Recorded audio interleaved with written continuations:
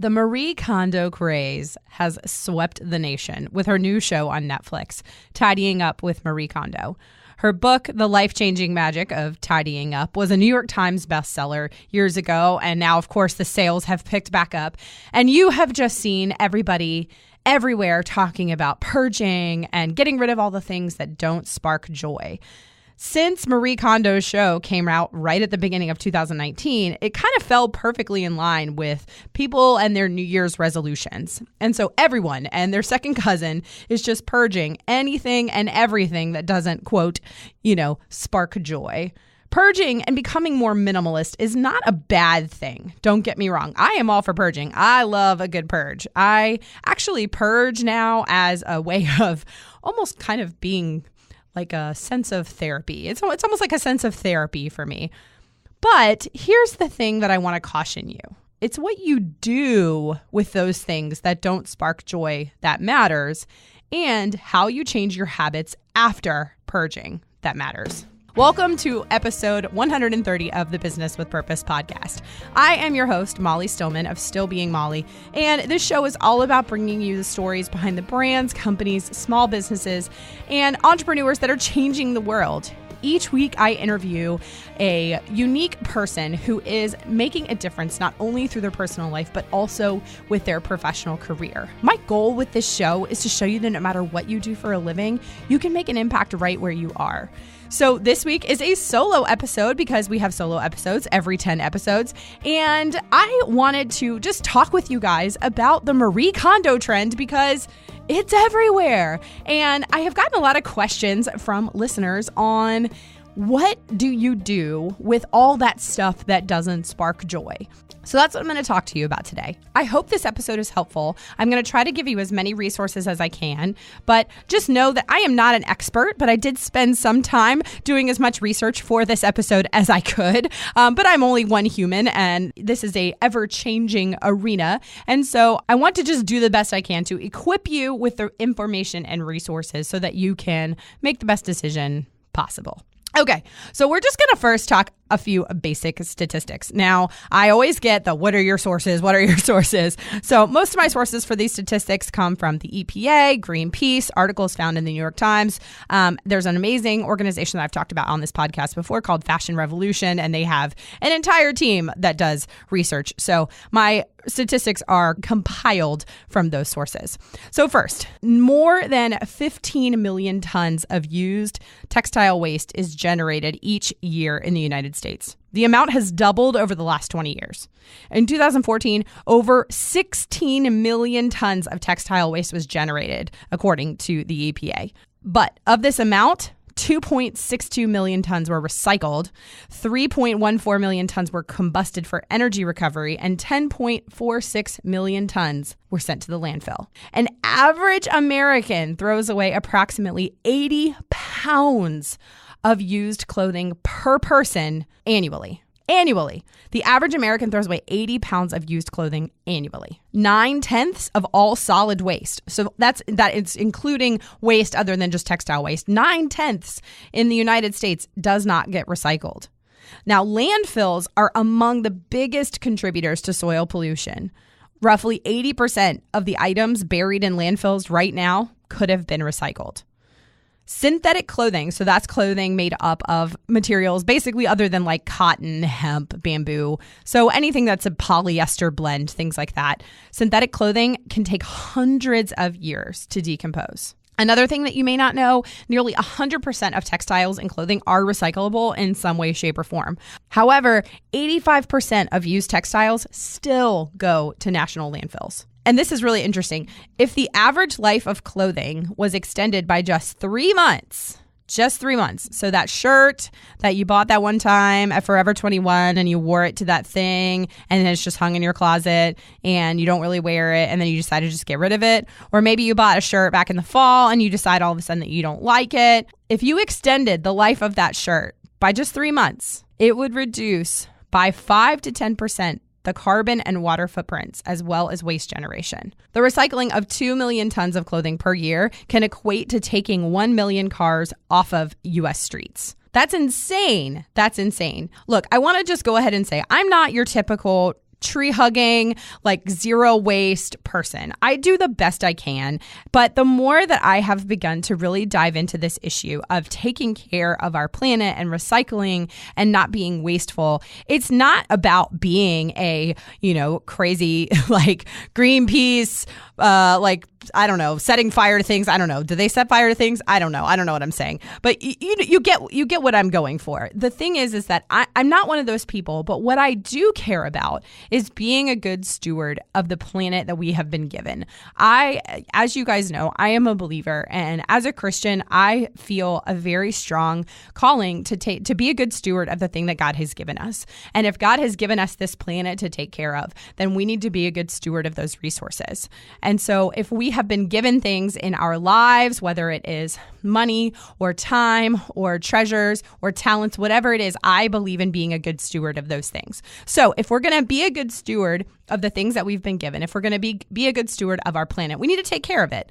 And so now that's, like I said before, that this Marie Kondo trend has completely overtaken our culture and everybody is purging the things that don't spark joy, there becomes a problem, because what happens is everybody gets rid of all the things that don't spark joy.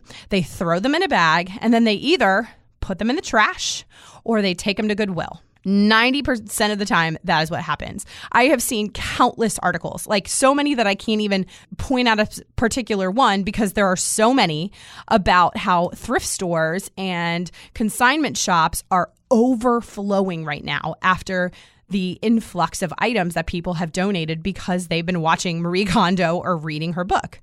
Now, again, it is not a bad thing to purge. It's not a bad thing to live a minimalist lifestyle. I think that is a worthy cause and a worthy pursuit. However, when you get rid of stuff and when you get rid of those things that don't spark joy, what you do with those things does matter. It has a lasting impact. I know that sometimes we can sort of take on this out of sight, out of mind mentality. And so all of a sudden we put these things in a bag, we get rid of them, and they no longer exist. That's not how it works. They don't just poof, disappear into thin air. These items are still around, they still exist, and it's important for us to know how to dispose of them properly. So, what do you do? What do you do with all that information? What do we do with all the stuff, that Marie-Kondo'd stuff that doesn't spark joy? Okay, I'm going to break this down into a couple of categories, since if you are on the Marie Kondo trend, you're likely not purging just clothes. Okay, so I'm going to talk clothing and shoes. We're going to talk furniture and home goods, and then like papers, books, memorabilia, things like that. So I'm going to break it down to those categories. Okay, first, clothes. What do you do with those clothes in your closet that no longer spark joy? First, now, some people are going to disagree with me on this, and they would be wrong. I'm just kidding. This is my opinion, but here's why this is my opinion, and I'm going to back it up. I am of the opinion that your first stop when you are getting rid of clothing should not be Goodwill or a local thrift shop when you're getting rid of clothing. Here's why. If an item is still wearable, so it doesn't have any stains, rips, or tears like that aren't intentional, it's still in good wearable condition, sell it or consign it first. Use services like ThreadUp, Poshmark, Relove, that's RELOVV, and We Evolve. I had them on the podcast. Schoola, SCHOOLA, Silk Roll. I also had them on the podcast. Those are all online opportunities to sell your clothing. Or get rid of your clothing. Local buy-sell pages. If you're on Facebook, like here in the Durham area, we have incredible local buy-sell pages that I'm able to post items. I can then use something called porch pickup, where somebody wants to buy them and I can literally put them in a bag, set them on my porch. Somebody pays me through PayPal. They come and pick it up at their convenient time. Local consignment shops. Sell it first. Now, why? Why would you want to sell it first rather than donate it? People who will buy it from you are going to value it more, and it will likely get more life out of that item of clothing. And you get to make some money. But here's the thing. When you are selling an item and somebody buys it from you, they are paying money for it from you because they want to wear it. If you donate it to Goodwill or a thrift shop, you have no idea what is going to actually happen to that item. It could get put on a rack and it could get sold in the store. But it also could sit there, or it could get sent away to a developing nation where it is also going to sit there in a landfill. I have told this story on the podcast before, but it bears repeating. Back in 2017, I went on my third trip to Kenya, and I got to visit the Dandora dump. The Dandora dump is the largest landfill in East Africa, might even be the largest landfill in Africa. It was a life-changing experience for me. For as far as the eye could see was waste.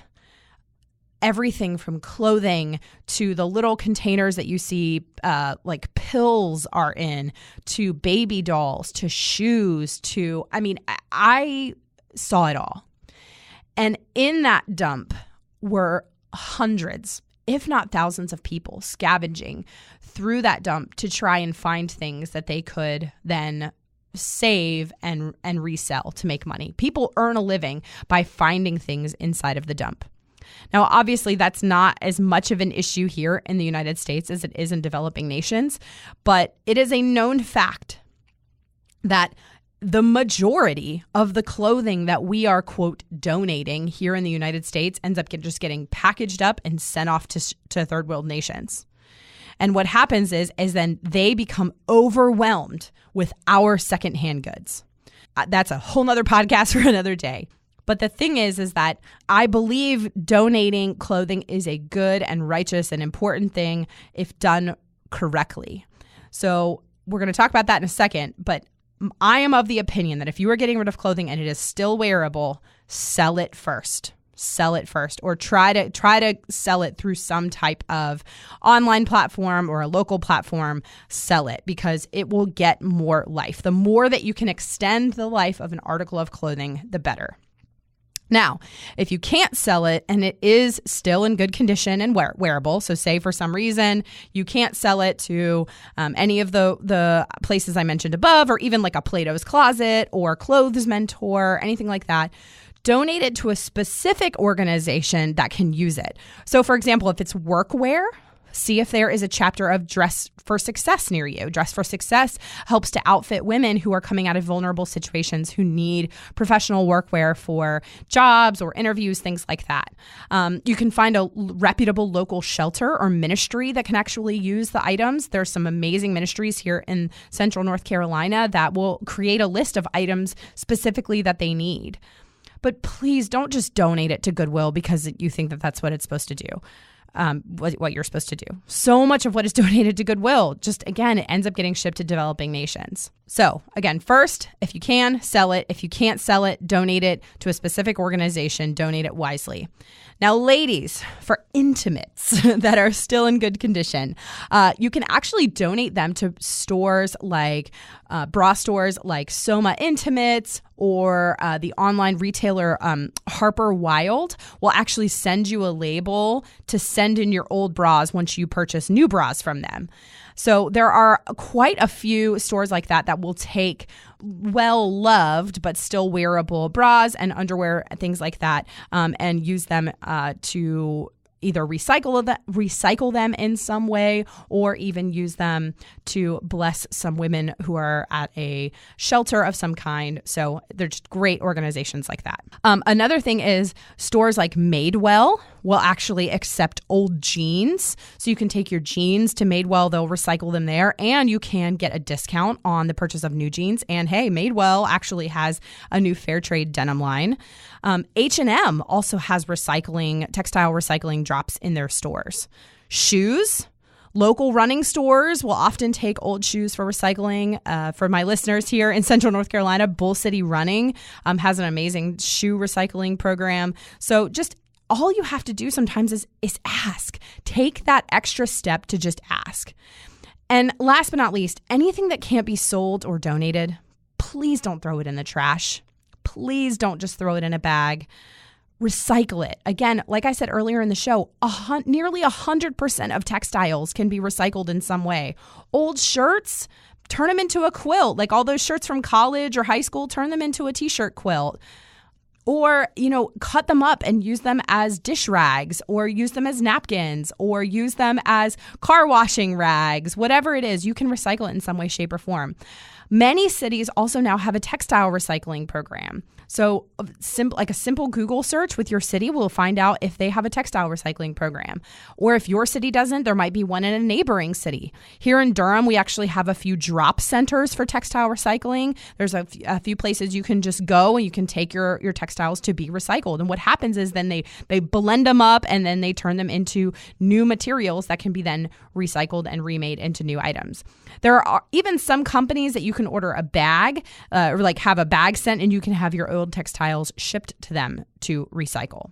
So whatever you can, sell it, donate it wisely, find organizations that will collect it, recycle it, and as your last ditch effort, if you can't do any of those things above, then you can throw it away. I give you permission to throw away if you have exhausted all of your options before that. Okay, the next category is furniture and home goods. These are actually pretty easy, but if you have furniture or home goods that you are trying to get rid of that maybe just aren't your style anymore or whatever, there are a few great ways to get rid of that. Obviously, there's good old faithful like Craigslist or the Facebook Marketplace, but a couple things that maybe you haven't thought about before. Most major cities have a Habitat for Humanity store. We have quite a few here in North Carolina. I know that they are all over the country, but Habitat for Humanity will actually take everything from old furniture to old bikes to, I've seen them they have old appliances, they have old fixtures, they have everything from lights to, I've seen pianos, I have seen books and movies and home decor. Habitat for Humanity will take a lot. So if the item is even a little bit on the larger side, they'll come and pick it up for you for free. So see if you have a Habitat for Humanity store in your area or in a nearby city. Now, if you have some really unique pieces, so maybe you have a unique piece of furniture or an antique vase, or you have, something that's been in your family a long time, but you just don't really like it or you don't really use it anymore, there's actually an online consignment shop called Cherish, and it's spelled CHAIRISH, cherish.com. This is a great place to buy used home decor, but you can also consign your unique pieces. They have millions of shoppers, and it is a really great way to consign your really unique home decor online. So if you have those pieces that were really in style a few years ago and it just doesn't spark joy for you anymore, I bet you it'll spark joy for somebody else. So those are three great resources, obviously like the Craigslist, buy sell pages, yard sales, Facebook Marketplace, and then you got your Habitat for Humanity, and then an online consignment shop like Cherish. Okay, papers, books, memorabilia. Obviously, paper is recyclable. Any kind of paper is recyclable. So if you are cleaning out your desk and you've got all kinds of old papers lying around, don't throw them in the trash. They're recyclable. Just throw them in the recycling. You would be surprised how many people I see just throw away paper. Paper's recyclable. It's like one of the most recyclable things, ever. It's like the OG of recyclable items. So donate those or recycle those old papers. If you're cleaning out books or any type of, like I even found old textbooks from college. You can donate them to a local school, donate them to your library. There are tons of different places that you can donate things. Memorabilia. Now, if it's something that might be a little historical, but you're not really sure what to do with it, contact local universities, contact local libraries, contact local museums. A lot of times, like small towns will have, a museum that features things from that small town. So maybe you can donate those items to that museum. Maybe you can donate the items to a bigger museum if it's something that's more specific. For example, I have a lot of items from the Vietnam War because my mom was a nurse in the Vietnam War.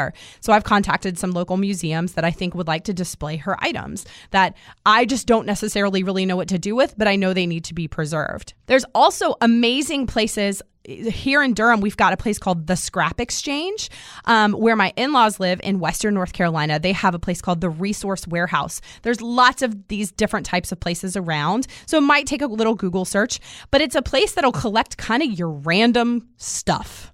So they'll take old buttons, old zippers, old cups, like pieces of glass. Like they'll just collect random things, because what they'll do is they'll remake or recycle those things into different types of art. They'll make them into, sculptures, whatever. They'll kind of just take your old scraps. That's why the place here in Durham is called the Scrap Exchange. And in Western North Carolina, it's called the Resource Warehouse. So they just will take your old stuff. So if you kind of put that stuff aside, you can donate it to a place like that.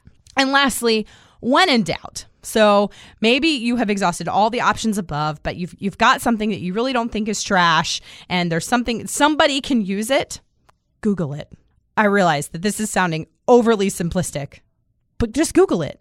If you have something you don't know how to get rid of properly, Google it. I bet you somebody out there knows how to get rid of it. And then when all of this is said and done and you have purged your home from the things that no longer spark joy, you've purged your home from the things that no longer spark joy, change your buying habits. Don't just purge for the sake of purging and then never change your buying habits. And so you just accumulate more stuff that then next year you will purge because it no longer sparks joy.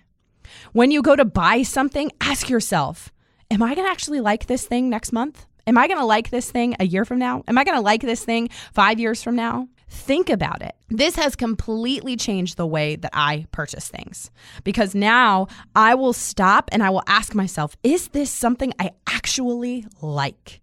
Will I actually use it? It's completely changed everything for me. Again, it might sound like a really simple question, but it's a really important one, because so often there's always the talk about we go into Target and then all of a sudden we walk out and $100 later, we don't know what we bought.